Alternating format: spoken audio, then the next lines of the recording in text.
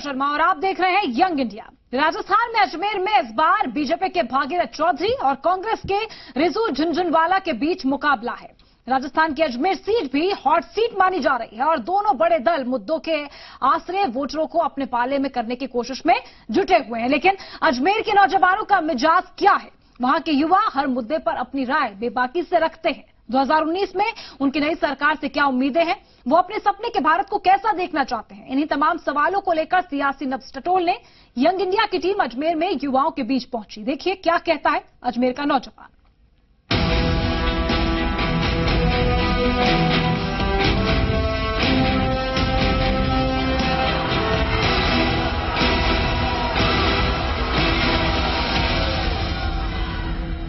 जी Rajasthan news के खास कार्यक्रम यंग इंडिया में एक बार फिर आपका स्वागत है। और आज हम मौजूद हैं अजमेर में। धार्मिक आस्थाओं की नगरी अजमेर को शिक्षा की राजधानी भी कहा जाता है और जाहिर तौर पर ये जो सेगमेंट है, इस सेगमेंट में हम युवा सोच को टटोलने की कोशिश करते हैं। लक्ष्य 2019 का चुनाव है जिसकी गहमा गहमी इस समय पूरे प्रदेश में देखी जा रही है। ये जो पहला सेगमेंट है, इसमें कुल 5 सवाल हमारे पास होंगे जिनको लेकर के इन युवाओं के बीच हम जाएंगे। हमारा सबसे पहला सवाल होगा कि 2019 में आखिर ये युवा देश में कैसी सरकार चाहते हैं? 2019 में कैसी सरकार चाहते हैं इस देश में आप? जो सरकार हमारे देश को एक अच्छी ऊंचाइयों पर ले जाए, विकास की ओर, आर्थिक सुदृढ़ता की ओर और सीमाओं की सुरक्षा की ओर ले जाए, ऐसी सरकार हम चाहते हैं। 2019 में कैसी सरकार इस देश में? अच्छी सरकार चाहिए जो रोजगार के लिए आवश्यक हो। क्या लगता है कैसी सरकार 2019 में? 2019 में सरकार चाहिए जो इंडिया को डिजिटल बनाने में समर्थक हो और राष्ट्र हित में जो काम करे। सर जैसे कि अपने को जैसे कि ओबीसी जनरल SC ST है सर, इनमें डिफरेंस कर रखा है कि इसको इनकी कट ऑफ इतनी जाती है, इनकी कट ऑफ इतनी जाती है। तो गवर्नमेंट सरकार को ऐसा करना चाहिए कि जैसे सभी को एक लेवल पे करे और रोजगार को बढ़ावा दे। और प्लस जैसे कि अपनी जो सेना है, अपनी फोर्सेज है जितनी भी, उनको पूरी फैसिलिटी अवेलेबल नहीं होती है। जैसे वो जंगलों में रहते हैं, वहाँ रहते हैं, तो इनको अच्छे से फैसिलिटी अवेलेबल करवाएं। एक कुशल नेतृत्व वाले, सशक्त वाले और स्पष्ट बहुमत जो किसी फैसले को एक अपने बहुमत में ले सके। प्लस और अभी जो 19 वाली सरकार चाहिए, बेरोजगार को दूर करने के लिए सरकार चाहिए जो बेरोजगारों पर साथ दे सके। कैसी सरकार इस 2019 जो जनता को मतलब कुछ समझे, जनता को सोच के कोई नई सरकार आनी चाहिए जो जनता के बारे में सोचे कि जनता को क्या चाहिए। हर प्रकार की कोशिश करनी चाहिए उनको कि जनता को किस चीज की आवश्यकता होती है, इन चीजें जनता के अकॉर्डिंग उसको एक नेता ऐसा। इन युवाओं को नई सरकार से, नए नेतृत्व से क्या उम्मीदें हैं, ये भी जानने की कोशिश करते हैं। चुनाव होने जा रहे हैं, जाहिर तौर के ऊपर कुछ नए लोग भी आएंगे, इस देश की सत्ता को संभालेंगे। कैसा नेतृत्व और उससे आपकी क्या उम्मीद है? जो डिजिटल बनाए इंडिया को और सीमा की सुरक्षा हो और रिजर्वेशन हटा देना चाहिए। एक तरह से सभी को सम्मान समझना चाहिए। रिजर्वेशन हटाया जाना चाहिए, सहमत है इस चीज से? जी सर, सभी को समान अवसर मिलने चाहिए, बेरोजगारों को रोजगार मिलना चाहिए और किसी के साथ भेदभाव नहीं करना चाहिए। कैसी सरकार चाहते हैं ये बताएं। जो निम्न वर्ग के लोगों को उनको अधिक सहायता दी जानी चाहिए, उन्हें मतलब बहुत सारी योजनाएं चलाई जानी चाहिए उनके लिए, जो जिससे उनको सहायता मिल सके। तीसरा सवाल बेहद महत्वपूर्ण है, आखिर आपके सपनों का भारत कैसा होना चाहिए? इसी सवाल के साथ सीधे चलते हैं युवाओं के पास। कैसा होना चाहिए आपके सपनों का भारत? अच्छा नेतृत्व वाला होना चाहिए जो हमारी विदेशी नीति को सुदृढ़ करे और हमें जो संयुक्त राष्ट्र संघ की अस्थायी सदस्यता ग्रहण कराए और सीमा सुरक्षा बढ़ाए, सड़क और अनुच्छेद 376 की धारा को हटाना चाहिए जिससे आतंकवाद पर रोक लगेगी। कैसा होना चाहिए आपके सपनों का भारत? सर मेरे हिसाब से जो मूलभूत अपनी जरूरतें हैं उन पे ज्यादा ध्यान देना चाहिए। जैसे शिक्षा पे या चिकित्सा क्षेत्र में, शिक्षा क्षेत्र इतना बुरा हाल है हमारे पूरे हिंदुस्तान की बात करें तो उसमें ना सरकारी स्कूल ठीक है, ना कुछ ऐसा सरकार की तरफ से भी ऐसा कोई प्रयत्न किया जा रहा है जिसमें कोई बड़ा हिस्सा बजट का अपने शिक्षा क्षेत्र में या चिकित्सा क्षेत्र में लगाया जा रहा है। तो मेरे हिसाब से मेन चीजें इन पे ज्यादा ध्यान देना चाहिए। कैसा है आपके सपनों का भारत जो अब आप चाहते हैं कि जो भी सरकार आए वो उसको साकार करे? देखिए रोजगार तो एक बड़ा मुद्दा है ही। उसी के साथ मैं ये कहना चाहूंगा जो 2019 में नई सरकार आए वो स्वच्छता की ओर बहुत अधिक से अधिक ध्यान दे, क्योंकि स्वच्छ भारत ही एक जो महात्मा गांधी थे वो भी क्लीन इंडिया का सपना देखा करते थे। मैं यही चाहूंगा कि उनका सपना साकार हो। सपनों के भारत में क्या क्या होना चाहिए ये बताएं। अपने भारत में एक तो आतंकवाद मुक्त होना चाहिए भ्रष्टाचार मुक्त होना चाहिए। और जिस तरह मोदी जी ने अपने भारत को एक पहचान दी है, हम चाहते हैं कि आने वाले 5 सालों में या नई सरकार के नेतृत्व में भी हमारी भारत को और एक अच्छी पहचान मिले। एक बड़ा सवाल जो कहीं ना कहीं युवाओं के मन को टटोलने की कोशिश है कि अगर आपको एक दिन का प्रधानमंत्री बनाया जाता है तो आप क्या करना चाहेंगे। ये सवाल इसलिए भी है क्योंकि सरकारों से हमारी आशाएं अपेक्षाएं बहुत सारी हैं, लेकिन क्या वास्तव में जमीनी हकीकत पर हम उनको साकार कर सकते हैं। तो ये युवाओं से जानने की कोशिश करेंगे। क्या कहना चाहेंगे।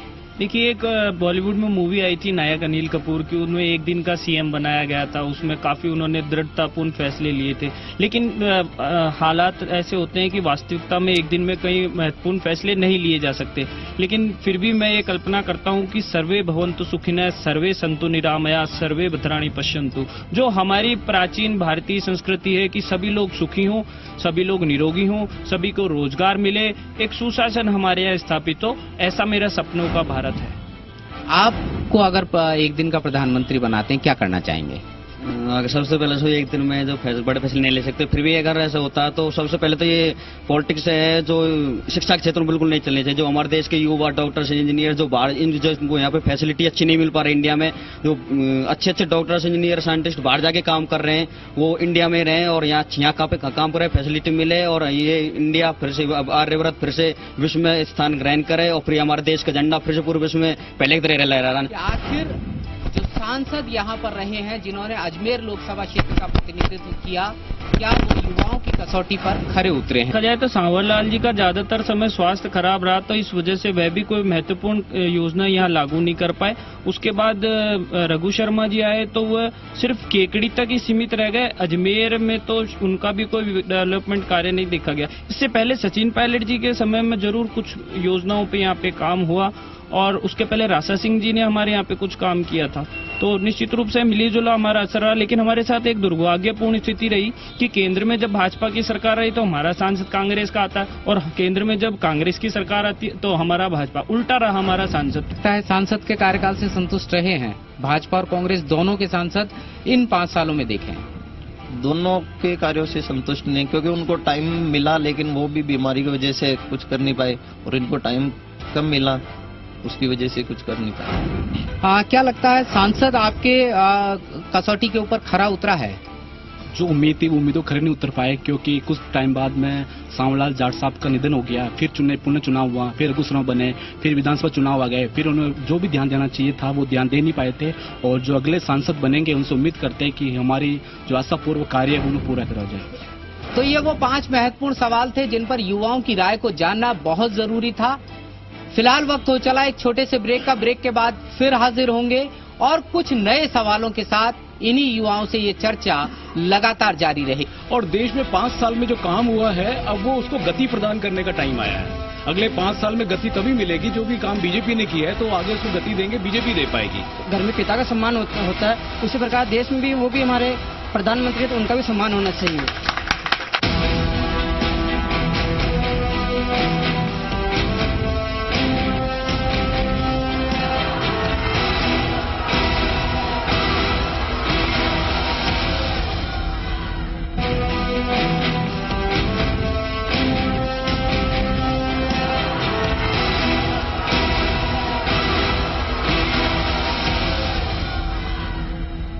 ब्रेक के बाद फिर एक बार आपका स्वागत है। यंग इंडिया का ये सफर लगातार जारी है और कुछ महत्वपूर्ण सवाल हैं जो इन युवाओं के माध्यम से हम इनकी नब्ज को टटोलने की कोशिश करेंगे, खासतौर पर देश की सियासत को लेकर के। सबसे पहला और महत्वपूर्ण सवाल है कि इस चुनाव में राष्ट्रवाद का मुद्दा हावी होगा या स्थानीय मुद्दे। क्या लगता है इस चुनाव के अंदर राष्ट्रवाद का मुद्दा हावी होगा या स्थानीय मुद्दे महत्वपूर्ण भूमिका अदा करेंगे। मैं समझता हूं कि राष्ट्रवाद कभी भी राजनीतिक मुद्दा नहीं होना चाहिए। वो एक राष्ट्र का मुद्दा है, वो एक विचारधारा है, वो जो हमेशा जिंदा रहनी चाहिए। स्थानीय मुद्दा इसलिए लोकसभा चुनाव में महत्वपूर्ण नहीं रहता क्योंकि पार्षद और विधानसभा के चुनाव में लोग नाली और सड़कों के लिए वोट दे चुके होते हैं। लोकसभा का चुनाव राष्ट्र के लिए एक महत्वपूर्ण चुनाव है, राष्ट्र की गरिमा के लिए। और राष्ट्रवादी अगर विचारधारा प्रबल होती है तो मैं समझता हूँ राष्ट्रवादी विचारधारा इस चुनाव के अंदर महत्वपूर्ण होनी चाहिए और होगी भी। स्थानीय मुद्दे अहम होते हैं, लेकिन आजकल धर्म की राजनीति और राष्ट्रवाद को ज्यादा अहमियत दी जाती है और इस तरह हमें वो इन लोगों को वोट नहीं देना चाहिए, जिनको राष्ट्रवाद की ओर अग्रसर करते हैं और धर्म की राजनीति करते हैं। जो क्या लगता है, राष्ट्रवाद या स्थानीय मुद्दे? देखिए, स्थानीय मुद्दे भी होने चाहिए और राष्ट्रवाद, लेकिन जो ये 2019 का चुनाव है ये मुख्य रूप से राष्ट्रवाद को लेकर लड़ा जा रहा है। जैसे कि पुलवामा पर जो अटैक हुआ तो उसके बाद से एक आक्रोश सा पूरे देश के युवाओं में है कि हमारे देश की सीमाएं सुरक्षित हो, हमारे जवानों के सर यूं ही नहीं कटते रहें। तो ऐसा हमें प्रधानमंत्री जो मजबूती के साथ डिसीजन ले सके। तो मुख्य निश्चित रूप से ये राष्ट्रवाद के ऊपर जा रहा है चुनाव। राष्ट्रवाद की परिभाषा अगर ये है कि धर्म और जाति को छोड़कर हिंदुस्तान के लोगों के मुद्दे हों, तो जरूर राष्ट्रवाद की बात होनी चाहिए और जरूर लोगों के हिंदुस्तान के जो मुद्दे हैं उनकी बात होनी चाहिए। उनको क्या चाहिए, क्या जरूरत है उनको। देश की राजनीति में एक नारा लगता है मैं भी चौकीदार हूं, तो दूसरा नारा लगता है मैं भी बेरोजगार हूं। आखिर इस चौकीदार और बेरोजगार में से महत्वपूर्ण नारा कौन सा है जो जनमानस को प्रभावित करता हुआ नजर आता है? क्या लगता है? हालांकि हमारे देश में बेरोजगार बहुत ज्यादा है। ऐसा तो नहीं है कि सभी को रोजगार उपलब्ध हो, लेकिन सरकार में बजट कम है तो सभी को रोजगार तो उपलब्ध नहीं करा सकती। लेकिन हमारे देश के युवाओं को नई नई स्किल्स सिखा के उनका भी डेवलपमेंट करके उनको भी नई नई स्किल से रोजगार उपलब्ध करा सकती है। हमारे देश में ग्रामीण क्षेत्रों से किसान ज्यादा होते हैं, उनको भी ध्यान देना चाहिए। रोजगार के अवसर देना चाहिए सरकार को। बेरोजगार बहुत बड़ा मुद्दा है सरकार के लिए, उसके लिए अवसर प्रदान करने चाहिए बहुत ज्यादा। बात जैसे देश में बहुत ज्यादा गरीबी है, इसलिए बेरोजगार सबसे बड़ा मुद्दा रहा है। लेकिन ज्यादा चौकीदार की बात है, चौकीदार कौन चोर बोल रहा है? वो जो जमानत पर है राहुल गांधी, इसलिए सबसे बड़ा मुद्दा बेरोजगारी का ही रहा है। चलिए, क्या लगता है, मैं भी चौकीदार हूँ या मैं भी बेरोजगार हूँ, कौन सा मुद्दा ज्यादा प्रभावी? सर, चौकीदार तो देश के रखवाले, मैं भी देश के लिए सेवा करना चाहता हूँ, वो है सर मोदी जी की जैसे। और सर ये सरकार एक बार दोबारा आए। एक और बड़ा सवाल कि क्या जो चुनावी शोर है, इस चुनावी शोर में विकास के मुद्दे कहीं हाशिए पर चले गए हैं? हाँ, भारतीय राजनीति जातिवाद पर आधारित है। जाति और धार्मिक मुद्दे और आतंकवाद के कारण विकास के मुद्दे इतने नहीं उछल पा रहे हैं, जिसके कारण विकास भी नहीं हो रहा देश का। विकास का मुद्दा ज्यादा नजर आता है। हमारे क्या श्री राहुल गांधी जी क्या नए नए नारे निकालते रहते हैं और हमारे प्रधानमंत्री को चौकीदार चोर है बोलते रहते हैं। ऐसा क्या है, हमारे प्रधानमंत्री जो हमारा देश की रक्षा करते हैं, सबकी रक्षा, सेना वगैरह वगैरह सबकी रक्षा कर रहे हैं, फिर भी उनको चोर बता रहे हैं। इसका मतलब है कि उनका कोई सम्मान नहीं हो रहा है। सम्मान होना चाहिए। जिस प्रकार घर में पिता का सम्मान होता है, उसी प्रकार देश में भी वो भी हमारे प्रधानमंत्री है तो उनका भी सम्मान होना चाहिए। देश के अंदर अगर विकास की बात करें तो विकास दर पहले की तुलना में कहीं ना कहीं बढ़ी है और ये बताता है कि पिछले 70 सालों के अंदर जो विकास दर रुकी हुई थी वो विकास बढ़ा है। और कहीं ना कहीं अगर ये सरकार पुनः लौटती है तो विकास दर भी बढ़ेगी और देश की विकास को एक गति भी मिलेगी। तो हमको विकास को गति देने के लिए निश्चित रूप से कोई भी सरकार हो उसको दोबारा एक मौका देना चाहिए, जिससे 5 साल के अंदर अगर कोई योजना को जो इम्प्लीमेंटेशन चल रहा है वो एक योजना गति पकड़ सके। और इस गति को बढ़ाने के लिए और विकास को बढ़ाने के लिए कोई भी सरकार को पुनः रिपीट करना चाहिए। ये सवाल महत्वपूर्ण हो जाता है कि मोदी सरकार की जो कार्यकाल है उसको किस तरीके से ये युवा कसौटी पर खरा करने की कोशिश करते हैं। क्या कहना चाहेंगे मोदी सरकार का 5 साल का कार्यकाल? जैसे 5 साल कार्यकाल उनका काफी सराहनीय पूरी रहा, लेकिन कई सारे ऐसे मुद्दे, ऐसे कई कार्य है जो रह चुके, जैसे कि विकसित देश स्थानीय सुरक्षा परिषद है, पाकिस्तान के प्रति कुछ ऐसे एक्शन है, ऐसे कई मुद्दे जिनको भी बाकी रह चुके हैं। तो हमें चाहिए कि 5 साल और उनको देखकर उसे जो भी मुद्दे रह चुके, जो भी स्थानीय समस्या, उनको समस्या समाधान किया जाए। सर, मेरे हिसाब से और काम में मोदी सरकार का बहुत अच्छा रोल रहा है, लेकिन हिंदुस्तान का जो माहौल शांतिपूर्ण होना चाहिए वो मोदी सरकार नहीं रख पाई है। और मैं उम्मीद करूंगा कि अगर मोदी सरकार वापस आती है तो विशेष तौर पे हिंदुस्तान में भाईचारे का और सौहार्द का माहौल हर जगह बनाए रखे। मोदी सरकार का 5 साल का कार्यकाल ये बहुत ही अच्छा रहा है और ये अगर और भी अच्छा होता अगर इसमें विपक्ष की पार्टी का साथ होता तो, क्योंकि देखा गया है कि पक्ष और विपक्ष में इनकी लड़ाई झगड़े चलते रहते हैं, इसलिए जो सत्ता में जो पार्टी रहती है वो ठीक तरह से तरक्की या कोई काम नहीं कर पाती है। अभी सरकार आई है, बनी है, अभी देश में काम होने लगा है, 5 साल में अभी काम स्टार्ट हुआ है, इनडायरेक्ट रूप से अभी काम स्टार्ट होने लगे हैं। अब उन्होंने मोदी सरकार ने डायरेक्टली 10 साल मांगे हैं, उन्होंने स्टार्टिंग से ही 10 साल मांगे, 5 साल उन्होंने योजना लागू की है, 5 साल बाद अपने काम करने दिखाने लगेंगे। अगले 5 साल में मानता हूँ कहीं ना कहीं बहुत इनडायरेक्ट रूप से अभी और डायरेक्ट रूप से सीधा 5 साल बाद बहुत देश में उभर आएगी और मेरा देश बिल्कुल दोबारा से डिजिटल होएगा और सभी योजनाओं में विकास के क्षेत्र में भी, पढ़ाई के क्षेत्र में, स्टूडियो के क्षेत्र में भी और देश विदेश नीति में भी बहुत अच्छा योगदान देगा। और सवाल कि क्या भारतीय जनता पार्टी और कांग्रेस के बीच विचार की लड़ाई है या सत्ता की लड़ाई? सत्ता की लड़ाई है, क्योंकि विचारधारा दोनों की अलग अलग है। क्योंकि अभी कुछ दिनों पहले घोषणा पत्र में आया कांग्रेस का कि देशद्रोही का जो कानून है उस कानून को हटाया जाएगा, जो व्यक्ति देशद्रोही का जो कार्य करेगा उसको सजा नहीं मिलेगी। और रही बीजेपी की तो ये कार्य राष्ट्रवाद ज्यादा थे, दोनों की विचारधारा पे मेल नहीं खा रही है और दोनों सत्ता पक्ष के लिए इनका पूरा जो है सिद्धांत या पूरे सोच ये सत्ता के पक्ष में है। क्या लगता है केवल सत्ता के लिए लड़ रहे हैं या कहीं विचार भी महत्वपूर्ण है? मैन मुख्य रूप से तो सत्ता के लिए ही है, क्योंकि राहुल गांधी जी कहते हैं कि हम ये कर देंगे वो कर देंगे, अब की बार हमें चुनाव जिता दीजिए। ये इतना खतरनाक, इस बार इस सरकार ने इतना अच्छा एक परफॉर्मेंस दिया है 5 सालों में मोदी जी ने कि सारी की सारी बसपा कांग्रेस सभी एक हो गई है। लेकिन ये जरूर होगा कि अगर अगले 5 साल के लिए फिर अगर मोदी जी आ जाएं तो देश का बहुत बड़ा विकास है। यानी कि विचार और सत्ता दोनों इसका लक्ष्य है। आपको क्या लगता है ये जो लड़ाई हमको देखने को मिल रही है ये केवल विचारों की है या फिर विचारों के साथ में सत्ता की है? सत्ता की है बात तो, लेकिन सारे विपक्ष वाले एक हो गए, मोदी जी अकेले हैं और बात तो सत्ता की है। राहुल जी किसी भी तरह सत्ता प्राप्त करना चाहते हैं, लेकिन इस बार मैं चाहता हूँ कि वापस मोदी सरकार बने। चलिए, एक बड़ा सवाल और आ जाता है कि जब आप लोग वोट कास्ट करने जाएंगे तो कौन सा मुद्दा ऐसा होगा जिसको सबसे ज्यादा आप लोग तवज्जो देंगे? रोजगार और राष्ट्रवाद दोनों ही ये बड़े मुद्दे हैं और इन पर ही मैं वोट दूंगा। क्या लगता है किस मुद्दे को ज्यादा बड़ा मानते हैं जिसको सोच करके वोट करेंगे? पहले तो मैं राष्ट्रवाद के लिए ही इस मुद्दे को मैं मानूंगा, जिससे कि अगर राष्ट्र सक्षम होगा तो उसके बाद में रोजगार खुद थोड़े दिन बाद में मिल ही जाएगा सबके लिए। किसी भी देश के लिए सबसे जरूरी है राष्ट्रवाद। राष्ट्र बिना देश होता ही नहीं है। सबसे जरूरी है राष्ट्रवाद, फिर आता है रोजगार, इसलिए सबसे जरूरी है राष्ट्रवाद जरूरी। इस बार जब वोट कास्ट करेंगे क्या मुद्दा आपके जहन में होगा जिसको सोच करके किसी भी राजनीतिक दल को आप अपना वोट देते हैं? जो राष्ट्र के हित में काम करे बस मैं उनको वोट दूंगी। क्या मुद्दा होगा जब वोट कास्ट करेंगे? राष्ट्र के हित में काम करे, रोजगार वगैरह ये सारी की व्यवस्था करें। क्या मुद्दा प्रमुख रूप से आपके जहन में होगा जब आप वोट कास्ट करते हैं? राष्ट्रीय हित के लिए काम करें। क्या मुद्दा होगा जब आप वोट कास्ट करेंगे? जहन में आखिर एक इकलौता मुद्दा कौन सा होगा ये बताएं। रोजगार और शिक्षा। क्या लगता है वंशवाद की ये जो परिपाटी है ये देश हित में है? वंशवाद कभी भी किसी भी राजनीतिक पार्टी में नहीं होना चाहिए। वंशवाद की परंपरा पूर्णतः मैं इसको गलत मानता हूं। यदि वंशवाद उस हद तक सही है कि अगर किसी नेता का बेटा अगर वास्तव में जमीनी स्तर से अगर प्रारंभ होकर के नींव की तरह काम करके किसी राजनीतिक पार्टी में काम करता है और वो कुछ करता है तो वो निश्चित रूप से सही माना जा सकता है। लेकिन कोई परिवार की 8-8, 7-7 पीढ़ियां उस राजनीति करने के लिए देश को खोखला करने की कोशिश करती है तो वो वंशवाद पूर्णतः गलत होगा। निश्चित रूप से मानता हूं कि डॉक्टर का बेटा डॉक्टर नहीं हो सकता, हो भी सकता और नहीं भी हो सकता। अगर राजनेता का बेटा एक अच्छा सुशासन चला सकता है, वो एक अच्छा देश के लिए करता है तो उसे स्वीकार करना चाहिए। अन्यथा ऐसे जो थोपा जाए जिसे बार बार जनता भी स्वीकार नहीं कर रही हो ऐसा व्यक्ति, तो वहाँ पर वंशवाद को मैं नकारता हूँ। वंशवाद एक गलत पार्टी है, ऐसा नहीं होना चाहिए।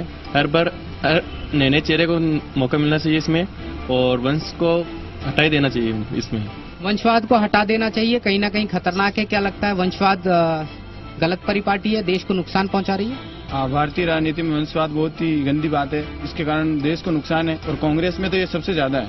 आपको नहीं लगता कि सत्ता के संघर्ष में सिद्धांतों और विचारों की लड़ाई हाशिए पर चली गई है? सर सिद्धांत तो सर कांग्रेस के भी अच्छे रहे हैं सर। ये नहीं हो सकता सर 5 साल में जो सरकार है वही अच्छा काम करे। सर कांग्रेस का भी अच्छा कार्यकाल रहा है सर। बिल्कुल चलेंगे। हम लोग को तो राजस्थान के संदर्भ में सोचना पड़ेगा और देश के संदर्भ में। राजस्थान को मत सिर्फ देखिए, राजस्थान में जो होता रहा है मेरा मानना तो यही है कि बार बार एक बार कांग्रेस आई, एक बार बीजेपी आई, एक बार कांग्रेस आई, बीजेपी आई। हमको ये नहीं सोचना है, हमको देश के लिए सोचना है। देश के लिए हर एक को वोट करना चाहिए और देश में 5 साल में जो काम हुआ है अब वो उसको गति प्रदान करने का टाइम आया है। अगले 5 साल में गति तभी मिलेगी, जो भी काम बीजेपी ने किया है तो आगे उसको गति देंगे, बीजेपी दे पाएगी। अब अगर अगली पार्टी को फिर ले लेंगे, वो 5 साल में फिर वो करेगी, फिर अगली बार वो हो जाएगा। ये राज्य का चुनाव नहीं है, देश के लिए सोचें और देश के लिए हर एक को मतदान करें और एक एक को अपने साथ में लेके जाएं, उस दिन मतदान जरूर करें। एक सवाल और महत्वपूर्ण हो जाता है कि क्या पार्टियां चुनाव जीतने के लिए एजेंडा सेट करने लगी हैं? क्या लगता है कि प्रमुख मुद्दे कहीं ना कहीं खो से गए हैं? क्या लगता है कि जो राजनीतिक दल है वो अपने एजेंडे को लेकर के चलने लगे हैं, जो मुद्दे हैं वो खो जाते हैं? देखो सर, हम तो स्टूडेंट हैं और पार्टी से हमारा कोई लड़ना भी नहीं है। देखो, हम चाहते हैं देश के हित में कोई अच्छा विकास हो, देश का विकास हो। फर्स्ट ऑफ ऑल राजस्थान का विकास हो, देश का विकास हो। चलिए, क्या लगता है पार्टियां एजेंडा सेट कर रही हैं, मुद्दे कहीं गौण हो गए? बिल्कुल एजेंडा सेट कर रही है। हमारे हिंदुस्तान की बहुत बड़ी संख्या ऐसी पब्लिक की है जो राजनीतिक पार्टी जो बुलवाना चाहती है वही बोलते हैं, वही देखते हैं, वही सुनते हैं और वही चीजें वो समझते हैं कि यही चीजें होती है, यही मुद्दे हैं, यही और है। लेकिन जो बेसिक मुद्दे हैं हमारे, उनकी कोई बात करता ही नहीं है और करना भी नहीं चाहता है। नहीं, मेरा मानना यह है कि एजेंडा तो देखिए हमेशा से सेट होता रहा है। हमेशा एजेंडा हर पार्टी, क्योंकि ये तो पॉलिटिक्स है और पॉलिटिशियंस का अपना अपना कैरेक्टर है, सबका कैरेक्टर है। पहचानना तो हमको है, वोटर को पहचानना है कि नमक में आटा चाहिए या आटे में नमक चाहिए, हमको तो ये देखना है। यंग इंडिया का ये कारवां लगातार आगे बढ़ता रहेगा। आपसे फिर मुलाकात होगी किसी नए शहर में, किसी नए स्थान पर, और ये चर्चा इसी तरीके से लगातार जारी रहने वाली है।